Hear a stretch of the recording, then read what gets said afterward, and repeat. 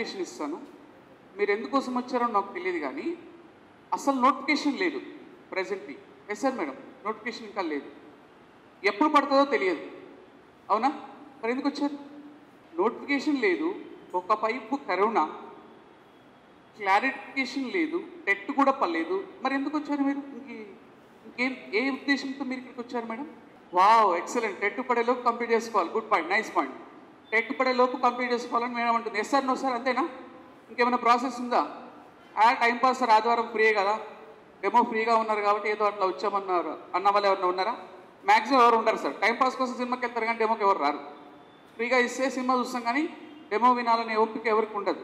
So point 1 బాగా కరెక్ట్గా చెప్తా వినండి. ఒక ర్యాంకర్కి ఎక్స్ప్లెయిన్ చేస్తున్నా. 4 లక్షల మంది అండి కంప్లీట్ నెక్స్ట్ డిఎస్సి. యాక్చువల్గా నాకు గెస్ ప్రకారము 3 to 4 years అయింది డిఎస్సి నోటిఫికేషన్ లేక. మేబీ ఒకవేళ నోటిఫికేషన్ కనుక పడడం మాత్రం కన్ఫర్మ్, ఇది మాత్రం రాసుకోండి. నోటిఫికేషన్ మాత్రము 100కు 100% తెలంగాణ ఎలక్షన్స్ ముందు, ఐ థింక్ 2023 కన్నా ముందు ఏ క్షణమైనా పడవచ్చు. ఎలక్షన్స్లో నోటిఫికేషన్ లేకుండా ఈసారి వెళ్ళే ప్రసక్తి లేదండి. 100కు 100% పడుతుంది, అది మాత్రం డాన్స్ షూర్. బట్ ఏ టైంలో పడుతుంది, ఎప్పుడు పడుతుంది అనేది కేసీఆర్ కూడా తెలియదు. మీకు డైరెక్ట్ సార్ పడుతుందని చెప్పాడో తెలియదు కానీ కేసీఆర్ సార్ కూడా తెలియదు ఎప్పుడు నోటిఫికేషన్ ఇవ్వాలనేది. అంత అద్భుతంగా ఉందన్నమాట మన పర్ఫార్మెన్స్. కాబట్టి నేను చెప్పేది అంటే 4 లక్షల మంది దాదాపుగా ఈ టెట్ డిఎస్సిలో పోటీ పడబోయే అవకాశం ఎక్కువగా ఉంది. 4 lakhs. అందులో ఒకవేళ టెట్ క్వాలిఫై కాకుండా ఒక 1 lakh ఉన్నా మనకి 3 lakhs అయితే కన్ఫర్మ్ సార్. మీరు ఇక్కడికి రావడం ఉద్దేశం ఏంటంటే ప్రిపరేషన్ ప్లానింగ్ మోస్ట్ ఇంపార్టెంట్. ఉన్న సబ్జెక్ట్స్ ఎట్లా ఉంటాయనే విషయం పైన మీరు వచ్చి ఉంటారు. అంటే 3 లక్షల మంది అభ్యర్థులు ఎగ్జామ్కి వెళ్ళబోతున్నారు, ఇది డామ్ షూర్, నో డౌట్, దాంట్లో డౌటే లేదు. పోస్టులు ఒకవేళ నోటిఫికేషన్ పడితే 10,000 to 20,000 మిడిల్ ఉండొచ్చు. 20,000 కన్నా ఎక్కువైతే ఉండవు, 10,000 కన్నా తక్కువైతే ఉండవు. అంత చిన్న డిఎస్ అయితే పడకపోవచ్చు. సో ఈ మధ్యలో ఉండొచ్చు. ఎందుకంటే రీసెంట్గా మనకి జోన్లకి సంబంధించినటువంటి క్లారిఫికేషన్ కూడా వచ్చింది కాబట్టి మ్యాక్సిమం జోన్ల ప్రకారం ఉండే అవకాశం అయితే ఉండొచ్చు. డిస్ట్రిక్ట్ వైజ్ కాకుండా జోన్ల ప్రకారం అంటున్నారు, అది క్లారిఫికేషన్ లేదు. బట్ ఈ విధమైన పోస్టులు అయితే ఉంటాయి సార్. అండ్ ఇంతమంది పోటీ పడుతున్నారు, 3 లక్షల మంది పోటీ పడుతున్నారు, 10,000 పోస్టులు మాత్రమే ఉన్నాయి. ఆలోచించండి ఎంత పోటీ ఉందో, ఏ విధంగా ఉందో. This clear. నెక్స్ట్ పాయింట్, దాదాపు ఒక 30,000 మంది ఈ పార్టీకి సబ్జెక్ట్ని దున్ని ఉతికి ఆరేశారు సార్ ఇప్పటి వరకు. నాకు తెలిసి ఇప్పటి వరకు మీ బ్యాచ్ నెంబర్ ఎంత చెప్పారో నాకు ఇది. బ్యాచ్ నెంబర్ చెప్పారా సరే ఏమన్నా? మీకు ప్రజెంట్ నెక్స్ట్ రేపు మండే బ్యాచ్ చెప్పారో లేదో తెలియదు. మేబీ ఏదో 645 ఏదో బ్యాచ్ అనుకుంటాను మీకు. అంటే అంతకుముందే నేను దాదాపు ఒక 10,000 మందికి చెప్పేశా మీ దగ్గరే. రేపు వస్తున్నారు మండే రోజు, ఒక 4,000 మెంబర్స్ దాకా ఉన్నట్టున్నారు రామయ్యలో. ఆ కరోనా వల్ల ఆగిపోయింది సార్, 3 months గ్యాప్ వచ్చింది. సో రేపటి నుంచి మళ్ళీ ఒక 10 బ్యాచెస్ ఏమి ఉన్నట్టున్నాయి. 4,000 మెంబర్స్ ప్రెజెంట్లీ రామయ్యలో కోచింగ్ తీసుకుంటున్నారు మేడం. ఓకేనా? నేను జరగబోయే విషయం చెప్తున్నాను. మీరు ప్రిపేర్ అవుతారా సార్, మీరు వేరే ఇన్స్టిట్యూట్లో జాయిన్ అవుతారా, మీ ఇష్టం సార్. మీరు రామయ్యలో జాయిన్ అవ్వాలి, నా దగ్గరే జాయిన్ అవ్వాలనే ఉద్దేశం నాకు లేదు. ఇంత టైం వేస్ట్ చేసుకొని వచ్చారు కాబట్టి మీకు ఇన్ఫర్మేషన్ క్లారిటీ చెప్తున్నా, దాని ప్రకారం మీరు ప్లాన్ చేసుకొని వెళ్ళండి.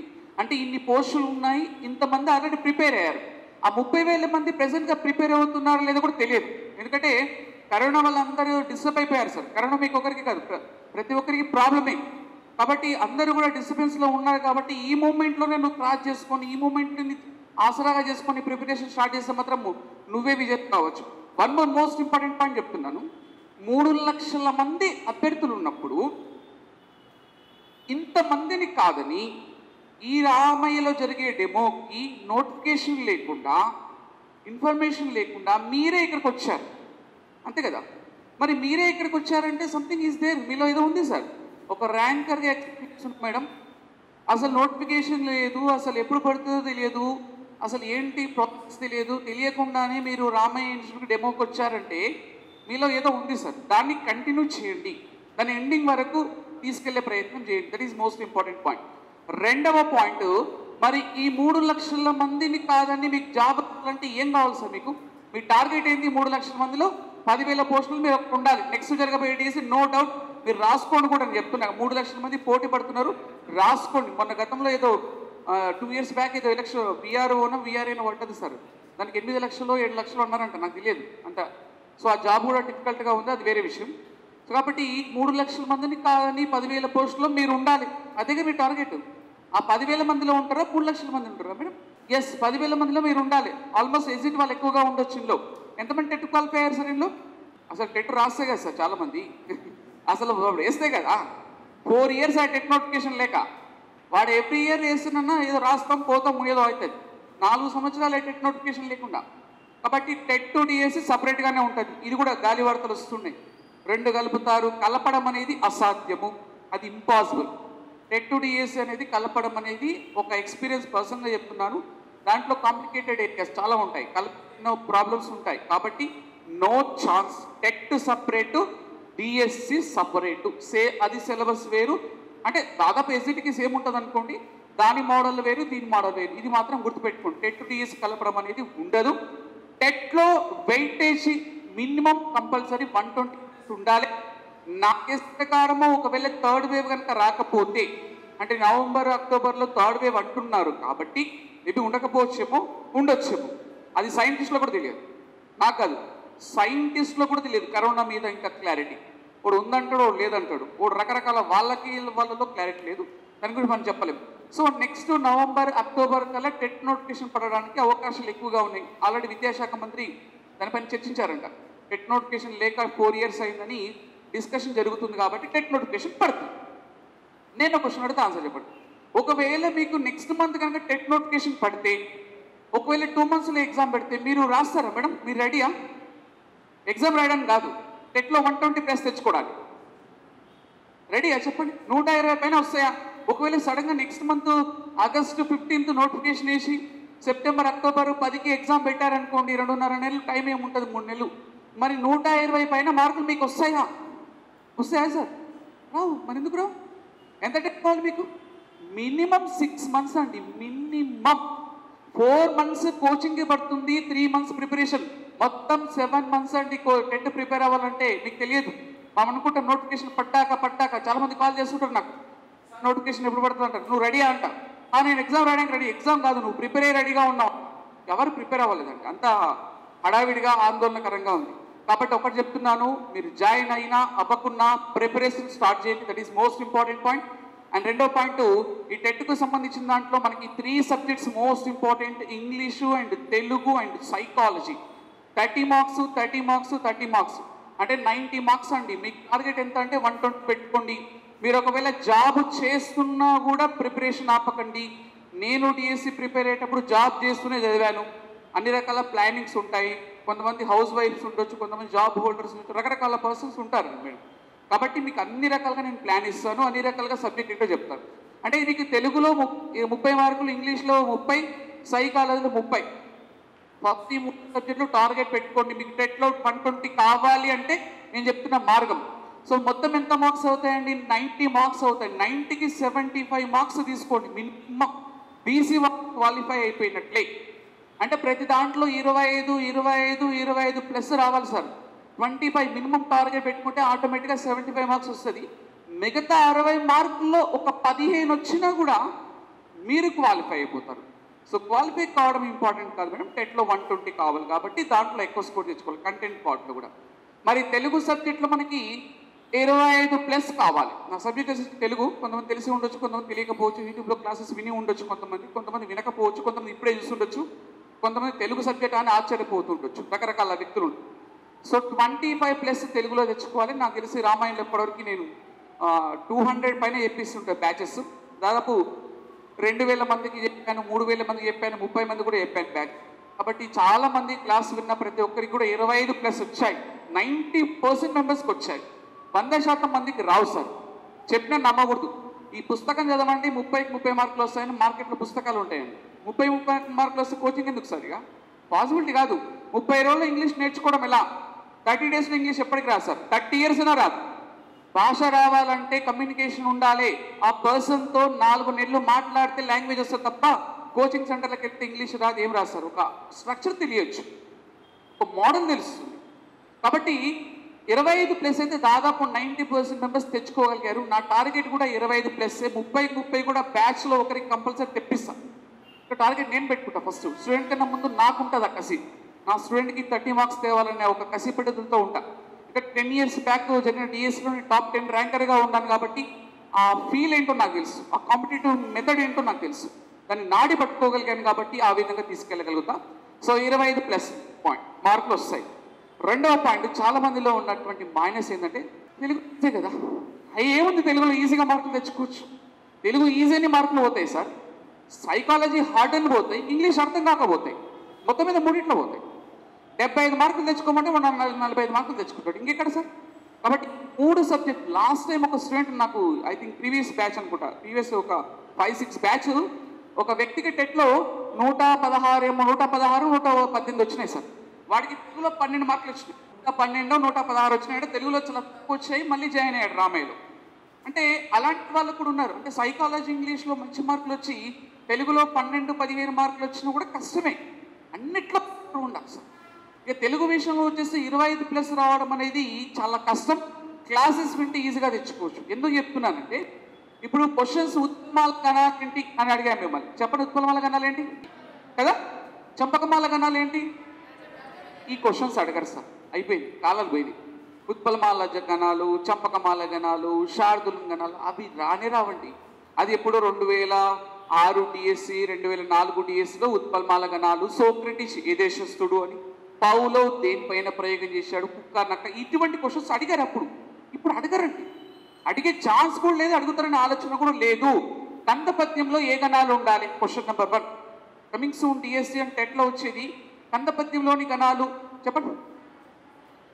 కందపద్యంలో బేసిక్ గణం ఏమై ఉండకూడదు, మీరు ఓల్డ్ బ్యాచ్ మేడం. కందపద్యంలో 6వ గణం ఏమై ఉండాలి, ఆటవెల్లిలోని గణాలేంటి, ఆటవెల్లిలో ఎతి స్థానం ఏంటి, ద్విపదలో ఎతి స్థానం ఏంటి, ఈ టైప్ ఆఫ్ క్వశ్చన్స్ అడుగుతారండి. అంటే ఉత్పలమాలలు, చంపకమాలలు 90% అందరికి వస్తాయండి. ఆటవెలది, తేటగితి, సీసము, కందము, ద్విపద, దీంట్లోకి వెళ్ళి క్వశ్చన్ అడుగుతారు, దీంట్లోకి వెళ్ళి పిడిసిపోతాయి. సో వ్యాకరణం అనేది తెలుగు సబ్జెక్ట్కి సంబంధించిన దాంట్లో మోస్ట్ ఇంపార్టెంట్ పాయింట్. రెండవ పాయింట్ చెప్తున్నాను, చాలా జాగ్రత్తగా వినండి.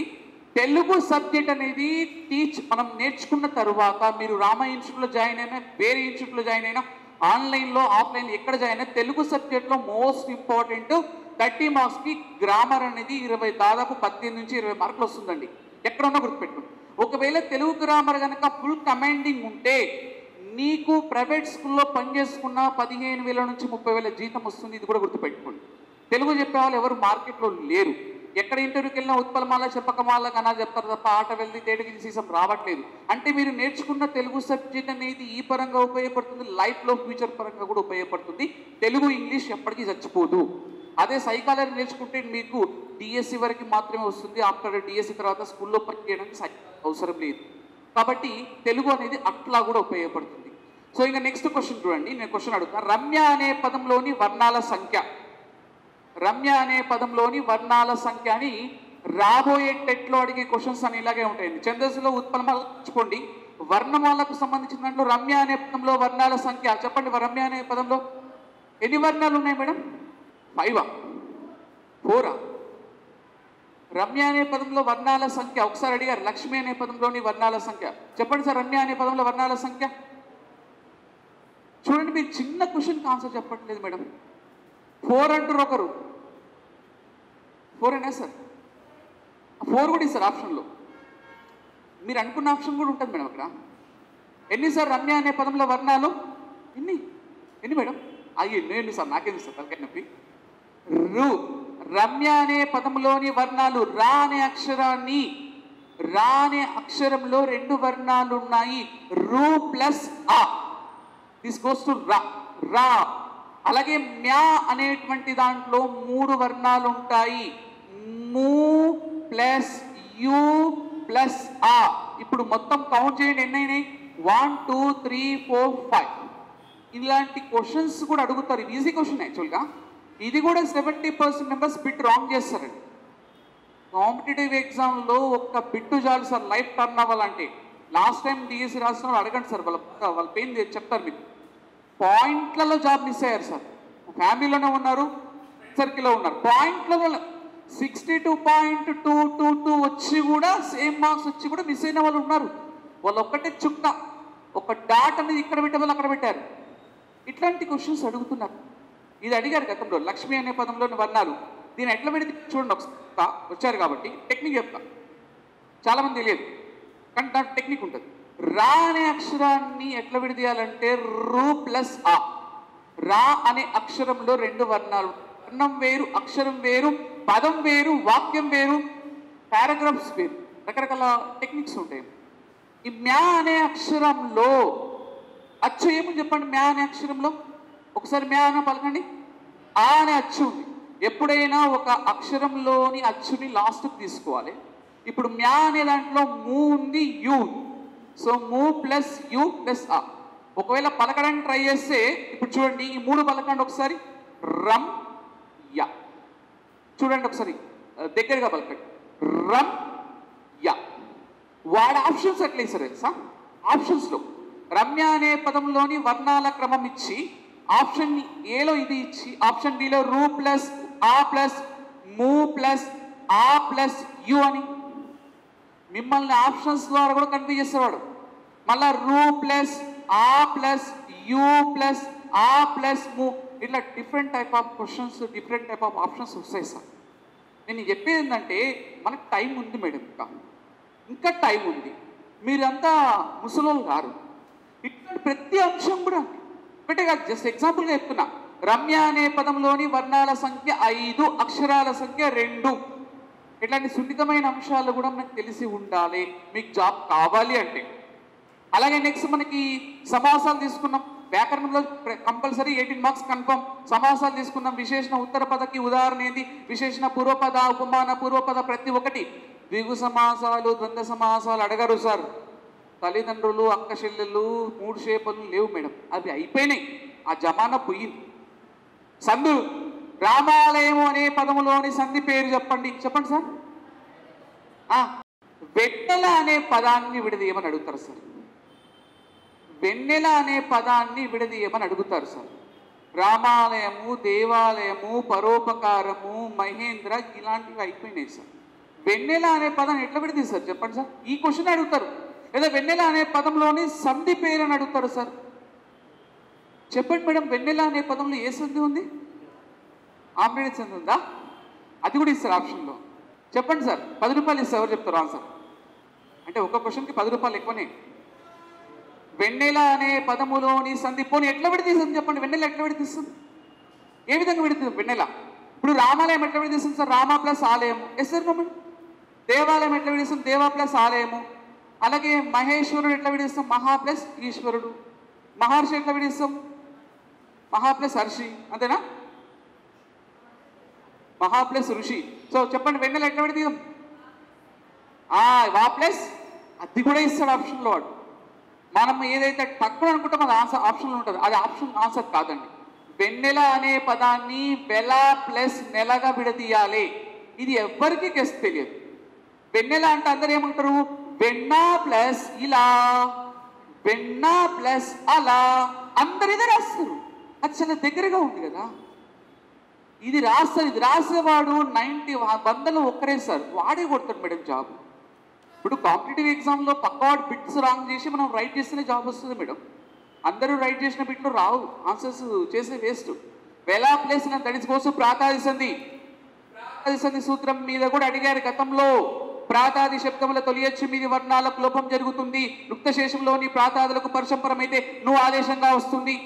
ప్రతి సూత్రం సార్. ఇతోదికం అనే పదంలోని సంధి పేరు అని అడుగుతారు సార్. ఇతోదికం అనే పదంలోని సంధి పేరు చెప్పండి. ఎస్, అది కూడా ఇస్తారు ఆప్షన్లో.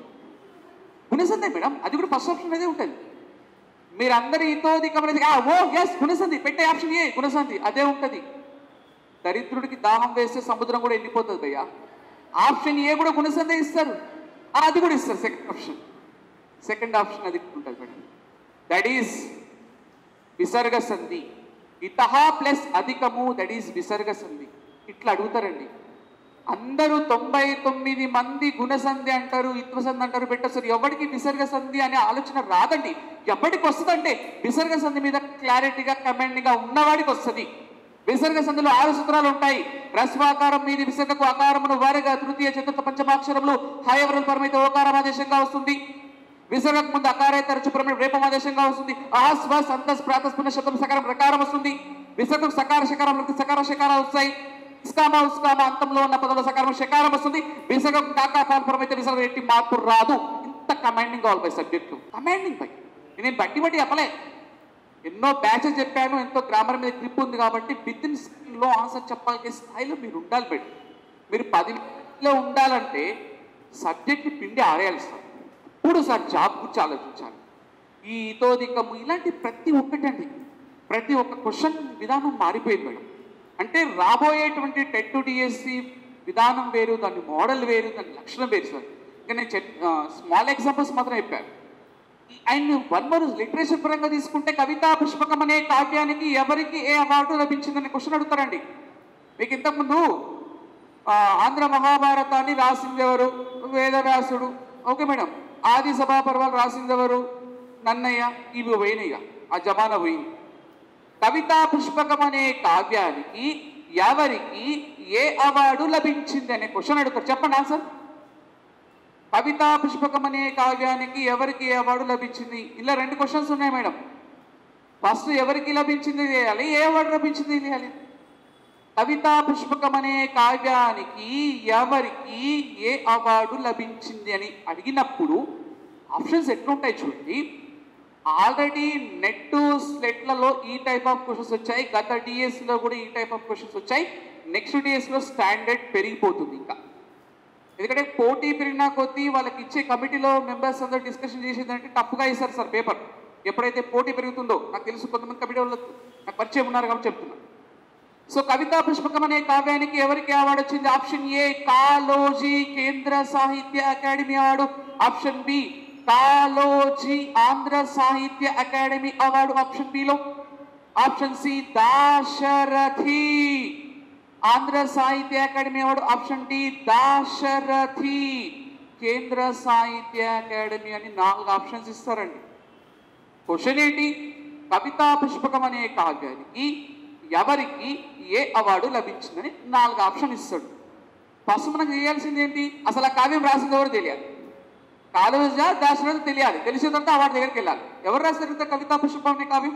ఏమో సార్ ఎవరు రాశారు నాకే తెలుసు సార్, ఈరోజు వచ్చిన కదా. కవితా పుష్పకం అనే కావ్యం ఎవరు రాశారు మేడం? కాలోజా? అది కూడా ఇచ్చారు ఆప్షన్లో. ఎవరు రాశారు సార్ కవితా పుష్పకం అనే కావ్యాన్ని? ఎస్, కవితా పుష్పకం రాసింది ఎవరండి? కాలోజీ నారాయణరావు. మరి ఏ అవార్డు వచ్చింది? ఆంధ్ర సాహిత్యనా కేంద్ర సాహిత్యనా? ఆంధ్ర, కేంద్ర కాదు. కవితా పుష్పకం అనే కావ్యం రాసింది కాలోజీ కాదు సార్, దాశరథి కృష్ణమాచార్యులు. దాశరథి కృష్ణమాచార్యులకి ఆంధ్ర సాహిత్య అకాడమీ అవార్డు వచ్చింది. అంటే లోతుగా పరిశీలించాలి సార్. అంటే కవితా పుష్పకం అనే కావ్యం రాసింది దాశరథి కృష్ణమాచార్యులని, ఆయనకు ఆ కావ్యానికి ఆంధ్ర సాహిత్య అకాడమీ అవార్డు వచ్చిందనే విషయం అంటే ప్రతిదీ అంటే ఈ బిట్టు రావాలంటే నీకు తెలియాల్సింది కాలోజీ గురించి తెలియాలి, దాశరథి గురించి తెలియాలి, ఇద్దరు గురించి తెలియాలి. కాలోజీ రచనలు తెలియాలి. నా గొడవ, జీవన గీత, కాలోజీ కథలు అనేవి కాలోజీకి సంబంధించినవి. దాశరథి కృష్ణమాచార్యులు అగ్నిధార, రుద్రవీణ, మహాంధ్రోదయం, పునర్నవం, అమృతాభిషేకం, గాలి గీతాలు, తిమిరంతో సమరం. ఆ తిమిరంతో సమరం అనే కావ్యానికి కేంద్ర సాహిత్య అకాడమీ అవార్డు వచ్చింది. కవితా పుష్పకం అనే కావ్యానికి ఆంధ్ర సాహిత్య అకాడమీ అవార్డు వచ్చింది. అగ్నిధార అనేది వట్టికోట ఆళ్వారు స్వామికి అంకితం చేయడం జరిగింది. అలాగే రుద్రవీణ అనేది తెలంగాణ ప్రజానికి అంకితం చేయడం. ఇలా ప్రతి ఒక్కటండి ఆ ఏరియా చుట్టూ ఉన్నటువంటి ప్రతి ఒక్కటి కూడా తెలియాలి. పూర్వకాల ఆంజనేయుడిని అదేంటి సార్ సంజీవన్ తీసుకురమని పంపించారంట. ఆంజనేయుడు హిమాలయ పర్వతాలకు వెళ్ళాక సంజీవన్ ఔషధం కనపడలే. ఆయన అన్ని చెట్లు కనపడ్డాయి. ఏం మొత్తం ఆ యొక్క అరణ్యం అంతా దానికి సంబంధించిన ఏరియా మొత్తం నువ్వు వెతుకొని అయినా అంటే మీరు అంత ప్రిపేర్ అవ్వాల్సిన అవసరం లేదు. కానీ సంజీవని చుట్టూ ఉన్న అంశాలు కూడా నేర్చుకోవాల్సిన అవసరం వస్తుంది. అంటే దాదాపు సబ్జెక్టులలో కమాండింగ్ కావాలి మేడం. ఆ కమాండింగ్ కావాలంటే మినిమం 6 to 1 year ప్రిపరేషన్ కావాలి సార్. ఇప్పుడు మిమ్మల్ని భయపెట్టాలని బాధ పెట్టాలని ఉద్దేశం కాదు, జరిగేది ఇదే. మనం ఎప్పుడు బాధపడుతుంది తెలుసా? నోటిఫికేషన్ పడి సరిగా ప్రిపేర్ అవ్వక, జాబ్ మిస్ అయ్యాక, పక్కవాడు జాబ్ కొట్టి వాడు బైక్ కొంటాడు. జాబ్ కొట్టిన ఫస్ట్ చేయాల్సిన పని ఏంటంటే 2-3 నెలల శాలరీ తర్వాత ఏం చేస్తారు? అమ్మాయిలు స్కూటీ, అబ్బాయిలు బైక్ కొంటారు. అది జగమెరిగిన సత్యం. వాడు నీ ఇంటి ముందు స్కూటీ బైక్ వేసుకుని తిరుగుతుంటే అప్పుడు నీకు కాస్తుంది చీచి దుర్మార్గుడిని వాడు దొరుకుతుంది కట్టుకోవటాలి. అట్లాంటివి రావద్దు సార్, అట్లాంటివి రావద్దు సార్. అందుకని ప్రయత్నం చేయండి మేడం. సబ్జెక్ట్ అనేది చాలా ఉందండి. మనం అనుకుంటాం ఏముంది నోటిఫికేషన్ పడ్డాక ప్రిపేర్ అవుదాంలే, అది కాదు సార్. నోటిఫికేషన్ పడకముందే complete. And one more most important, నీ ఎక్కడ ప్రిపేర్ అయినా సార్, ఆన్లైన్లో కూడా ఉంది, రామయ్య ఆఫ్లైన్లో కూడా ఉంది. సబ్జెక్ట్ని పక్కవాడు 2 గంటల్లో నేర్చుకుంటే నువ్వు 20 మినిట్స్లో కంప్లీట్ చేసుకోవాలి. అది కూడా ఇంపార్టెంట్. ఇక్కడ కాంపిటేటివ్ ఎగ్జామ్లో మోస్ట్ ఇంపార్టెంట్ ఏంటంటే ఓ 2 గంటలు చదువుతాడు, మనకి ఏమి రానే రాదు. కానీ ఆ 2 గంటలు చదివిన ఇన్ఫర్మేషన్ నువ్వు 20 మినిట్స్లో కంప్లీట్ చేసుకున్నటువంటి టెక్నికల్ పాయింట్ ఆఫ్ వ్యూ కావాలి. ఫర్ ఎగ్జాంపుల్ అష్టదిగ్గజ కవులు మొత్తం ఎంతమంది చెప్పండి మేడం? అష్టదిగ్గజ కవులు మొత్తం ఎంతమంది? 12 మందా సార్? పేర్లు చెప్పండి. నేనే చెప్పాలా? ఆ కార్యాన్ని నేనే పూర్తి చేయమంటారా? అల్లసాని పెద్దన్న, నంది తిమ్మన్న, తెనలి రామకృష్ణుడు, రామభద్రుడు, రామరాజ భూషణుడు, దూర్జటి, మాదయ్య గారి మల్లన్న, పింగళి సూరణ. బట్టి పట్టలేదు సార్, బట్టి వేరు, అర్థం చేసుకుని చూడడం వేరు. అల్లసాని పెద్దన్న, నంది తిమ్మన్న, తెనాలి రామభద్రుడు, రామరాజ భూషణుడు, దూర్జటి, మాదయ్య గారి మల్లన్న, పింగళి సూరణ. క్వశ్చన్ అడుగుతాడు ఎగ్జామ్లో, క్రింది వాణిలో అష్టదిగ్గజ కవులు ఓకారు అని 4 ఆప్షన్స్ ఇస్తాడు. చీమన్ ఇంగ్లీష్లో ఏమంటారు మేడం? ఏమంటారు? యాంట్. చీమ రాత్రిపూట రంగారెడ్డి డిస్టిక్ వెళ్ళిందండి. రాత్రిపూట రంగారెడ్డి డిస్టిక్ వెళ్తే అక్కడ ఎంపీ గారు ఎలక్షన్లో గెలిస్తే ఆ ఎంపీకి షేక్ హ్యాండ్ ఇచ్చింది చీమ వెళ్ళి, కంగ్రాచులేషన్స్ అని చెప్పింది. ఆ చీమ అనే దాంట్లో 3 కవులు ఉన్నారండి. ఏఎన్టి, ఏఎన్ అంటే అల్లసాని పెద్దన్న, ఎన్ అంటే నంది తిమ్మన్న, టి అంటే తెనాలి. మళ్ళీ 3 కవులు ఉంటారు, అల్లసాని పెద్దన్న, నంది తిమ్మన్న, తెనాలి. మీకు ఈ ఎగ్జామ్ అయిపోయేసరికి ఇంటి ముందర చీమలు కనిపిస్తూనే ఉంటాయి. కనిపించినప్పుడల్లా ఏ అల్లసాని పెద్దన్న, ఏ నంది తిమ్మన్న, ఏ తెనాలి. వాడు అడుగుతాడు కింది వాళ్ళ అష్టదిగ్గజ కవులు ఒకరు నంది తిమ్మన్న ఆప్షన్ ఇస్తాడు, ఇందులో ఉంది. ఆ చీమను చూసినప్పుడల్లా 3 కవులు గుర్తు రావాలి సార్ మీకు. ఆర్ఆర్డి రామభద్రుడు, ఆర్టి రామారాజ భూషణుడు, టి అంటే దూర్జటి, ఎం అంటే మాదయ్య గారి మల్లన్న, పి అంటే పింగళి సూరణ. ఇట్లా టెక్నికల్గా నేర్చుకోవాలి మేడం. వాడు కాంపిటేటివ్ ఎగ్జామ్లో మిమ్మల్ని ఎంఏ పీజీ ఎగ్జామ్స్ లాగా మ్యాటర్ రాయమని అడగరు సార్. వాడు ఏమడుగుతాడు? 4 ఆప్షన్లు ఇస్తాడు. అమ్మా నీకు గుర్తుంటుంది దాంట్లో ఎత్తుకంటాడు. ఆ 4 ఇచ్చినమ్మా అలా నీకు నచ్చింది పెట్టండి. వాడు మిమ్మల్ని పారాగ్రాఫ్స్ వైజ్గా రాయమని చెప్పాడు, ఆన్సర్ కూడా వాడే ఇస్తాడు నీకు శ్రమ లేకుండా. కాకపోతే 4 ఆప్షన్స్ ఇస్తాడు.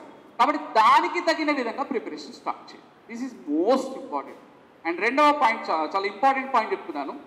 చాలా మందికి ఒక డౌట్ వచ్చి ఉంటుంది. ఏం డౌట్ అంటే, సార్ ఇప్పుడు సంవత్సరంన్నర ప్రిపేర్ అవ్వాలా, సంవత్సరం ప్రిపేర్ అవ్వాలా, మళ్ళీ తెలుగులో 25+ రావాలి కదా, మరి ఆన్లైన్ ప్రిపేర్ అవ్వాలా, ఆఫ్లైన్ ప్రిపేర్, ఇన్ని రకాల క్వశ్చన్స్ ఉంటాయి.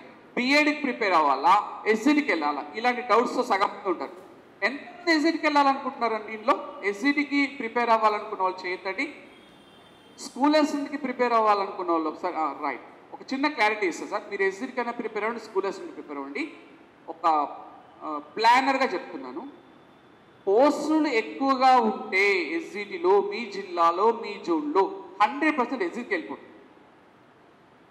మరీ పోస్టులు 3 ఈ జిల్లాలో మ్యాథ్స్ కానీ సైన్స్ కానీ 3, 5, 7 అంటే ఎక్స్పెరిమెంట్ చేయకండి సార్. ఈ టైంలో ఎక్స్పెరిమెంట్ చేయకండి. ఈ టైంలో ఒకవేళ ఎగ్జిట్ జాబ్ వచ్చినాక ఎక్స్పెరిమెంట్ చేయొచ్చు.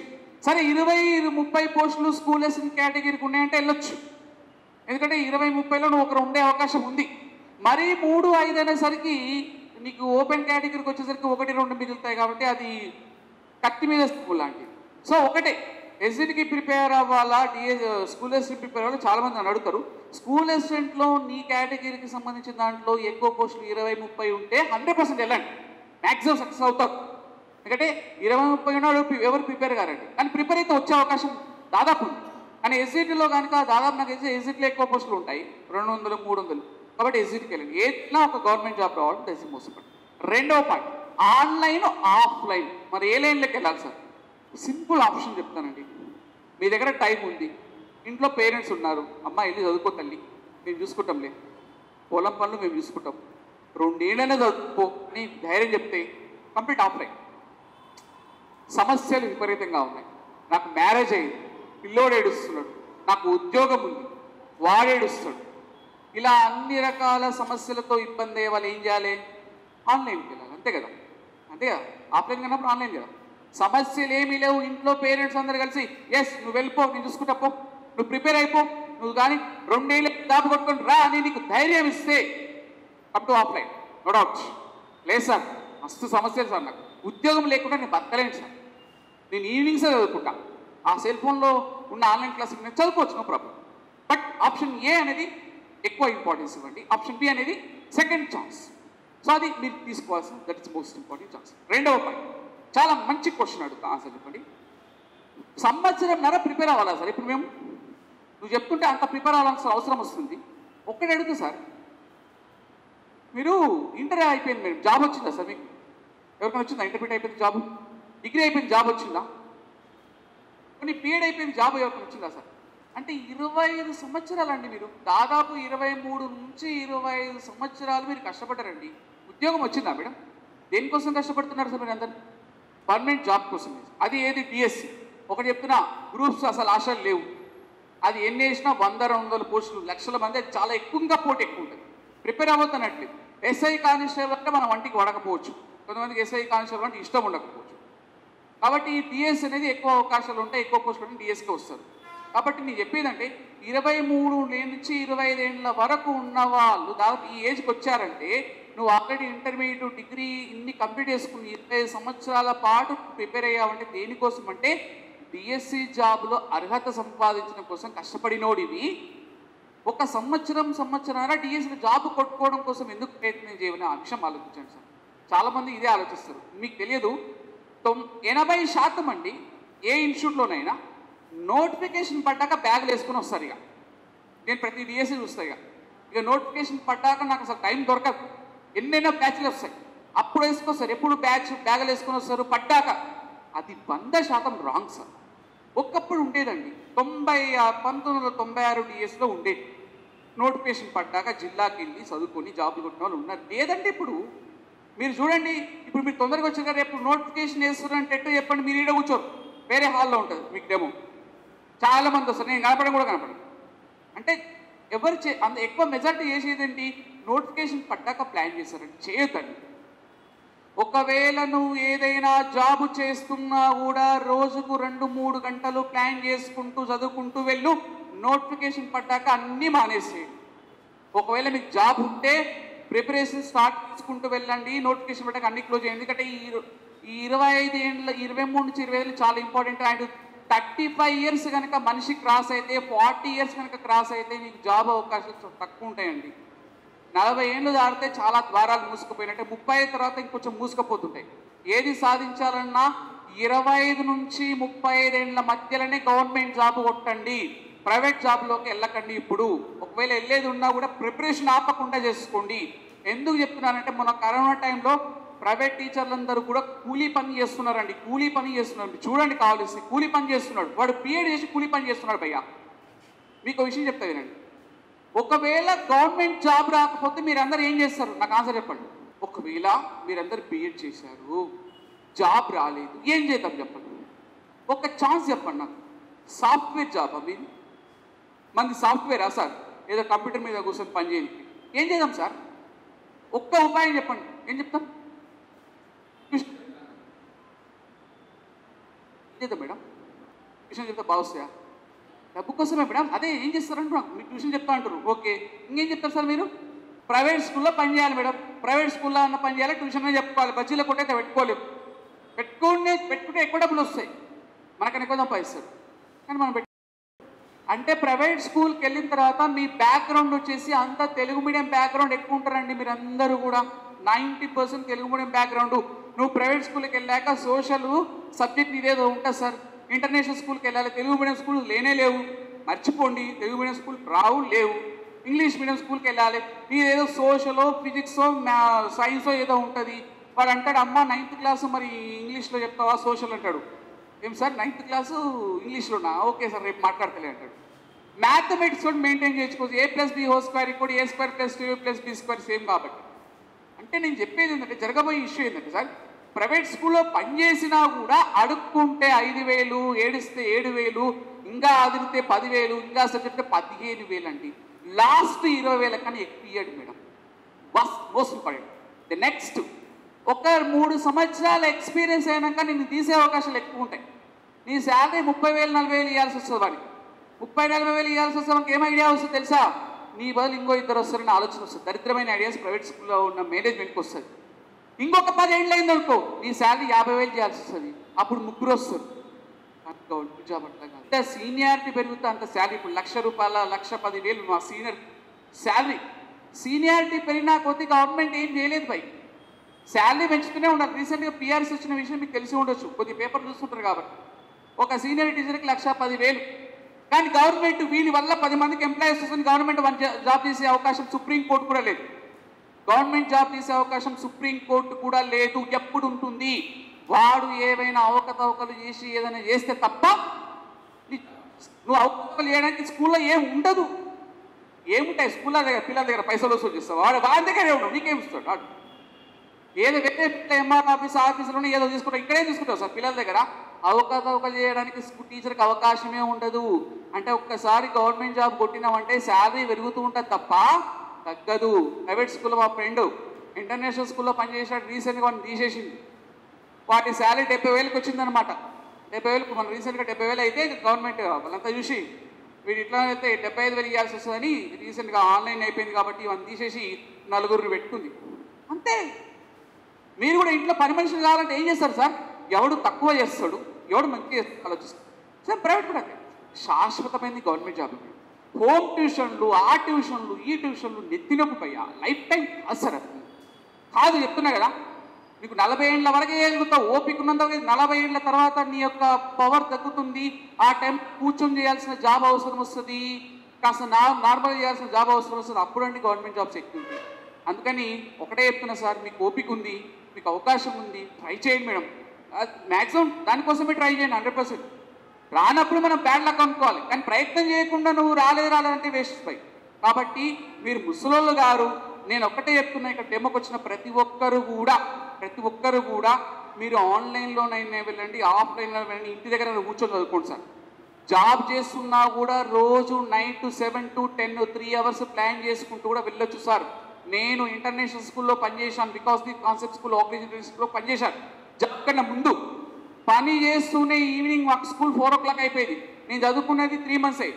కానీ అంతకన్నా ముందు నేను చేసింది ఏంటంటే స్కూల్లో 5,000 శాలరీ తీసుకుంటూ evening 5 to 8 or 9 daily 4 hours చదువుకుంటూ డిఎస్సి నోటిఫికేషన్ పడ్డాక 3 నెలలు పెట్టి జాబ్ కొట్టానండి. అట్లా కూడా అవకాశం ఉంది. హౌస్ వైఫ్ అయినా కూడా మీ పనులు చేసుకుంటూ డైలీ 4 hours చదువుకోవచ్చు పై. హౌస్ వైఫ్ ఎవరున్నా కూడా అంటే మనిషికి మార్గాలు అనేవి 100 రకాలుగా ఉన్నాయి మేడం. అంతే. మీరు ఏ ఇన్స్టిట్యూట్లోనైనా జాయిన్ అవ్వండి, ఎక్కడైనా జాయిన్ అవ్వండి, ఏమైనా చేయండి, కానీ గవర్నమెంట్ జాబ్ కుట్టి తీరండి. కుట్టాలంటే ప్లానింగ్ స్టార్ట్ చేయండి ఇప్పటి నుంచి. ప్రతి ఒక్క subject, Telugu, English, psychology, all subjects with commanding.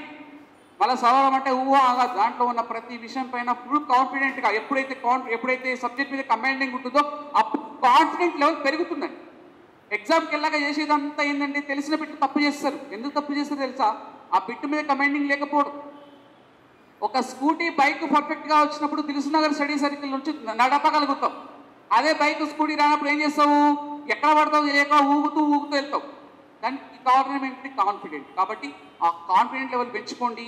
2 options. Job ఉంటే జాబ్ చేసుకుంటూ చదవండి, నో ప్రాబ్లం. ఈవినింగ్స్ టైంలో చదవండి. నో సార్ నేను లైఫ్ టైం ఖచ్చితంగా జాబ్ కొట్టాలి, ర్యాంక్ కొట్టాలంటే అన్నీ వదిలేసుకొని ప్రిపరేషన్ స్టార్ట్ చేయండి. అది కోచింగ్ లేకుండా ఎప్పుడు వెళ్ళాలంటే సబ్జెక్ట్ మీద ఫుల్ కమాండింగ్ ఉన్నప్పుడు, వితౌట్ కోచింగ్ అవసరం. అసలు సబ్జెక్ట్ మీద ఏమీ ఐడియా లేనప్పుడు కోచింగ్ కావాలండి. కోచింగ్ లేకుండా మనం పాసిబిలిటీ కాదు అని 100% చెప్పలేను. సబ్జెక్ట్ మీద కమాండింగ్ ఉంటే అవసరం లేదు. కానీ ఇప్పుడున్న పరిస్థితులలో చాలా మంది సబ్జెక్ట్ మీద కమాండింగ్ లేదండి, ఎప్పుడో మర్చిపోయింటారు. బట్ అన్ని రకాల ప్లాన్ చేసుకుని మేడం 100% మీరు ఖచ్చితంగా డిఎస్సి కనుక ఎప్పుడు పడుతుందో తెలియదు, పడ్డప్పుడు మాత్రం కొట్టి అవతల పడండి. మహా అంటే 2 ఏళ్ళు మేడం, లాస్ట్ ఫైనల్ డెడ్లైన్ చెప్తున్నాను. 2 ఏళ్ల కన్నా ముందే ప్రాసెస్ అయిపోతుంది మేడం. అంటే ఆ 1 year అంటే 2 ఏళ్ళు మీరు ప్రిపేర్ కారు కూడా. మీరు ప్రిపేర్ అయ్యేది 6 నెలలే, మిగతా 1.5 year పార్ట్ టైం మామూలుగా చదువుతారు.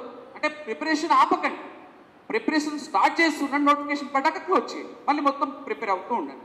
అట్లా మీరు 2 ఏళ్ళు ఈ యొక్క ప్రయాణంలో మీరు కనుక కొనసాగితే మీకు జాబ్ వస్తే 30 ఏళ్ళకో 28 ఏళ్ళకో జాబ్ వస్తే కేసీఆర్ సార్ 61 ఏళ్ళు వేసింది, మళ్ళీ రీసెంట్గా 3 ఏళ్ళు వేసింది. 30 ఏళ్ళ జీవితం మీది మేడం. 2 ఏళ్ళు సంవత్సరం మీది కాదనుకుంటే 30 ఏళ్ళ లైఫ్ మీది మేడం. ఆ లైఫ్ అంతా ఎంజాయ్ చేయాలంటే ఈ యొక్క సంవత్సరం సంవత్సరాల పాటు మీరు ప్రిపరేషన్ ఆపకండి. ఎస్, యుద్ధములో గెలవాలంటే చేయాలి, చూస్తే ఎప్పటికి గెలవలేము సార్. యుద్ధం చేస్తేనే గెలుస్తుంది తప్ప దాన్ని చూస్తే ఎప్పటికీ గెలవలేము. కాబట్టి 100% ప్రయత్నం చేయండి. సో 100% మీరు అనుకున్న ప్లాన్ విని తెలుగు గురించి మర్చిపోండి. తెలుగు నా క్లాసెస్ వినండి, ఖచ్చితంగా 25+ గ్యారంటీగా వస్తాయి. నోట్ 25+ నేను ఇంకేం తెప్పిస్తాను. నాకుంది ఆ కాన్ఫిడెంట్, నేను కాన్ఫిడెంట్గా వెళ్తాను. నాకుంది కాబట్టి ఆటోమేటిక్గా నీలో ఆ కాన్ఫిడెంట్ లెవెల్ అనేది పెరుగుతుంది.